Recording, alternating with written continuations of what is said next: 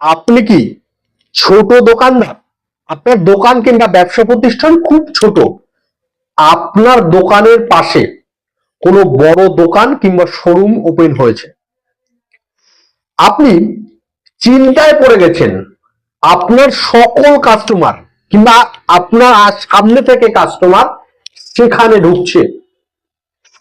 ভাবছেন যে দোকান বন্ধ করে দেব কিনা, ব্যবসা আর চলবে না।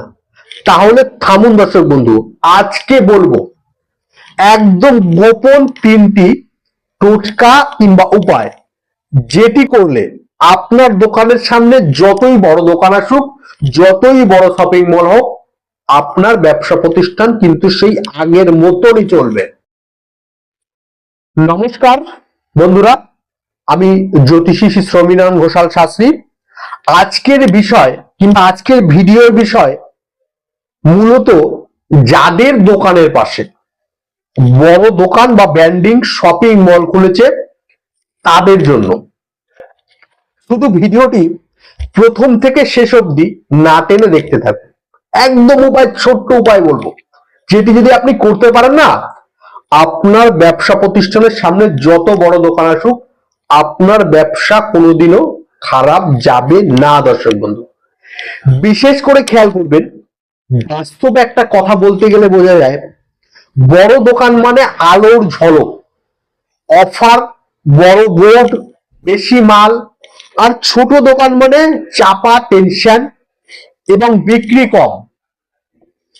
বিশেষ করে বাস্তব কথা হলো, ভাগ্যে যদি থাকেন দর্শক বন্ধু, ভাগ্যের শক্তি যদি আপনার সাথ দেয়, তাহলে ছোট আর বড়তে কোনো কাজ হয় না। দর্শক বন্ধু, তাহলে আপনি কি করবেন একটু মনোযোগ সহকারে শুনুন। এবার বলছি, প্রথমে আপনি শনিবার, বিশেষ করে শনিবার, আপনার দোকানের দরজার দুপাশে, আপনার দোকানে যেখানে ঢুকছে সেই দরজার দুপাশে অল্প পরিমাণে 1 চিমটে লবণ এবং 1 চিমটে হলুদ এবং 1 চিমটে চাল, আপনার এগুলি 1 চিমটে করে নিয়ে মিক্স করুন।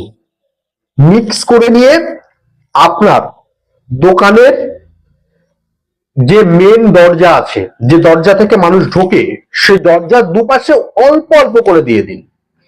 তারপর দ্বিতীয় যে উপায়টি বলবো, এগুলো প্রত্যেকটা করবেন আপনি, করলে আপনি ফল পেতে বাধ্য। দ্বিতীয় যেটি বলবো, একটি তামার কয়েন নেবেন। আপনি আশেপাশে দশকর্মার দোকানে তামার কয়েন পেয়ে যাবেন। একটি লবঙ্গ এবং একটি লাল কাপড়। এটি কি করবেন, মঙ্গলবারের দিন আপনি কাপড়টার মধ্যে একটি তামার কয়েন, একটি লবঙ্গ লাল কাপড়ের মধ্যে মুড়ে আপনি আপনার ক্যাশ বাক্সের পাশে কোনো জায়গায় রেখে দিন। দ্বিতীয় এটি বললাম। তৃতীয় যে উপায়টি করবেন সেটি একদম সহজ।